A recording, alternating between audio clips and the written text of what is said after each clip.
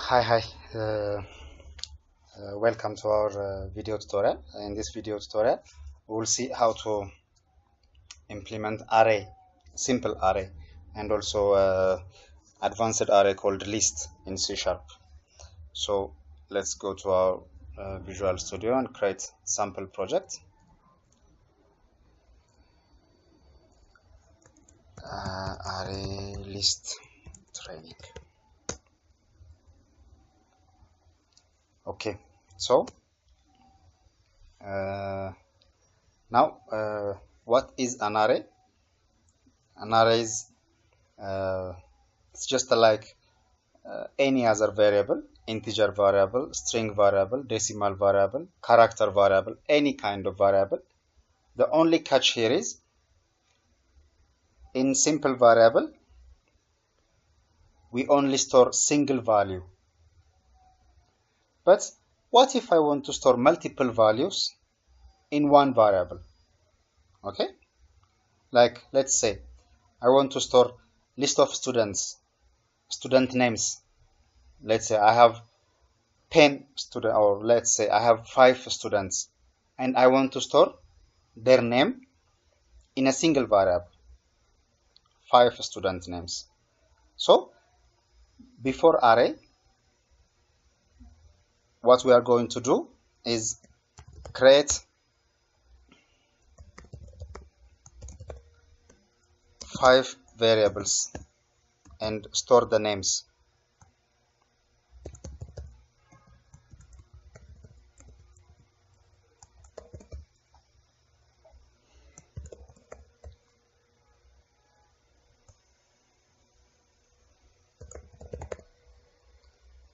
Fifth one,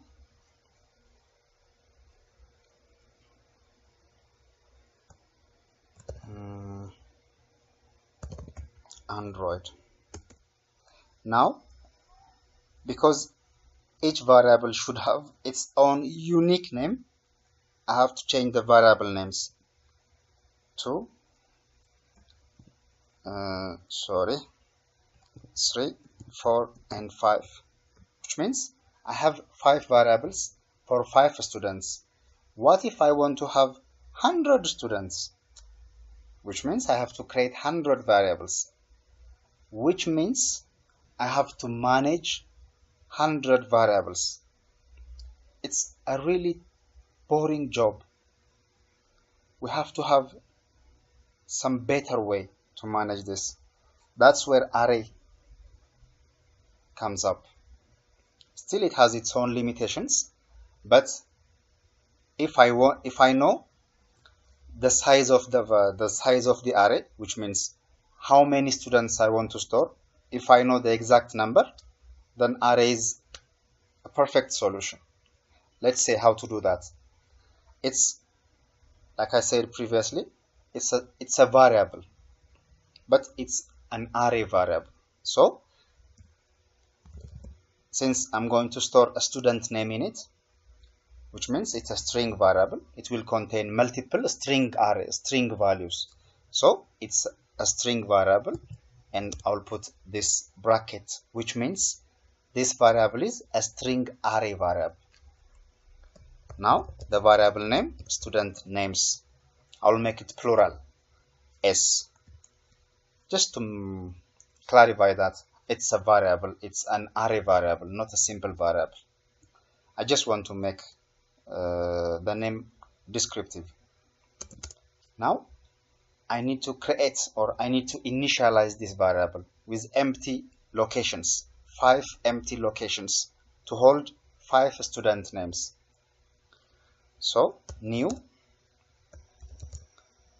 a string of 5. Now how am I going to add those values in this variable is another task. Now we created a variable and initialized it. Okay, it's initialized. It contains a value, an empty value now, but still it's initialized with an empty value. Empty is a value. Okay, Okay, so now in students of this bracket of 0, means let's try to explain it a little more. I hope I won't confuse you much. Let's assume this is an array. This is a variable in our RAM. So when I create a string variable of size 5, which means I have a variable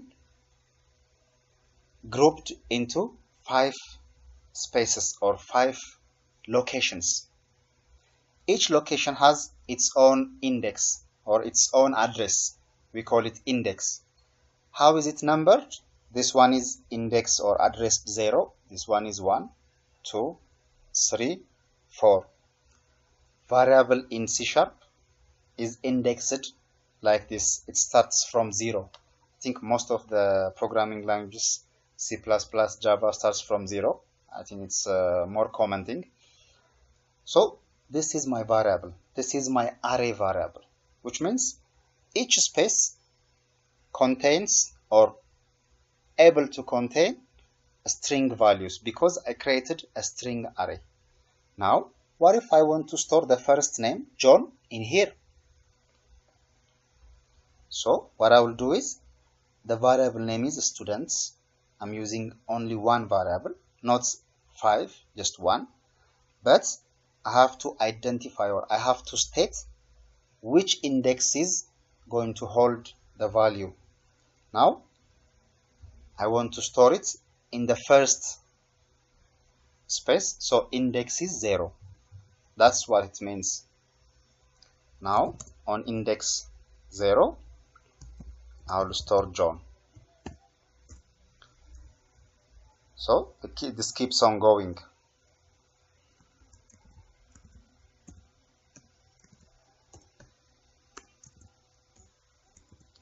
Now student of 1, student of 2, student of 3, student of 4. Like I said, it starts from 0, so 5 elements means from 0 to 4. Now let's copy the data here.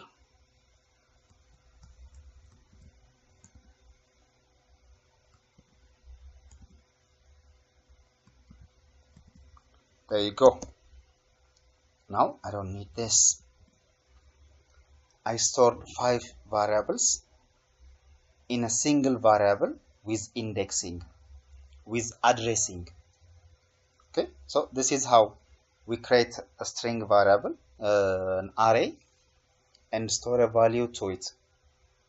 And now I want to see the data from the variable array, which means I created a variable, I stored the value into it, and now I have to read, or I have to get the stored value. How am I going to do that?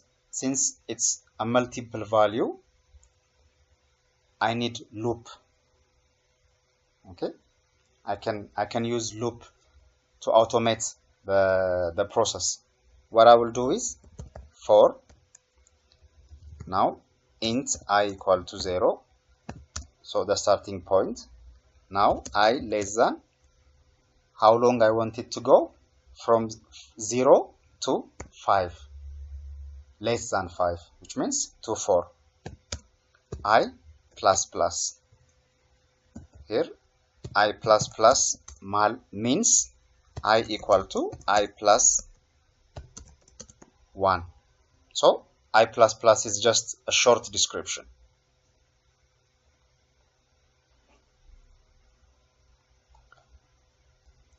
Okay, let's put this comment here.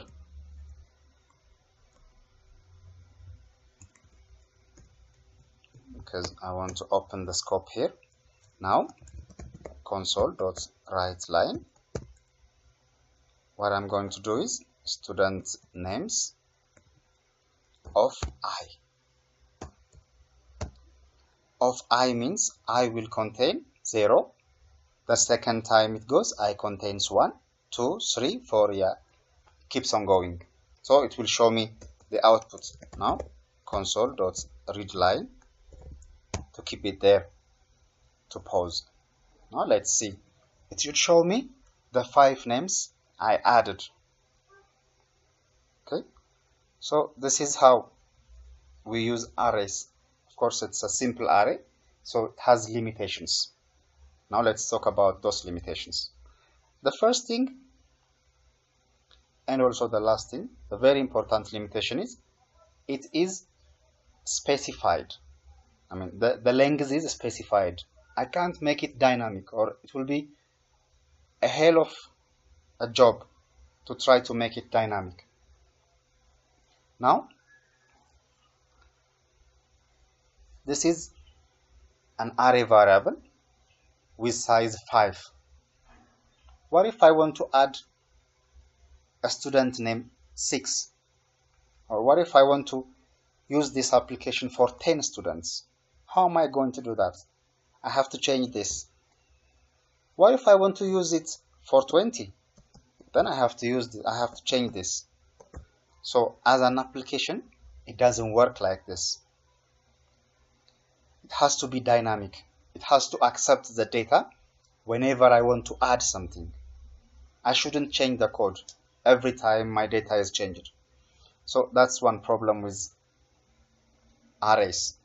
Like I said 5 here, and in here, if I try to store a 6 element in here, my application won't work. Let's try to run it. So our application will fail. Index out of range exception was unhandled. It says that there is a problem. You are trying to add a 6 element in an array of 5 elements. So it's not possible. It's an exception. So this is one problem. The other is, it's related to this. What if I created 5 students, but right now I only used 2 of the spaces? What will happen to the rest of the memory? Let's see. See where the cursor is? Which means it tries to display the other 3 elements, which is empty. Which means I'm wasting memory. I'm wasting RAM. I declared 5, but I'm only using 2. So 3 spaces are wasted. So these both limitations are related to its size, its defined size. So we need a dynamic array. That's where list comes. We'll see how we implement a dynamic array called list in C# in our next video. I hope array is clear here. If you have any questions or unclear points, please leave us a comment and we'll try to respond. Okay, so thank you very much for watching our video, and make sure to subscribe to our YouTube video channel to get notifications on our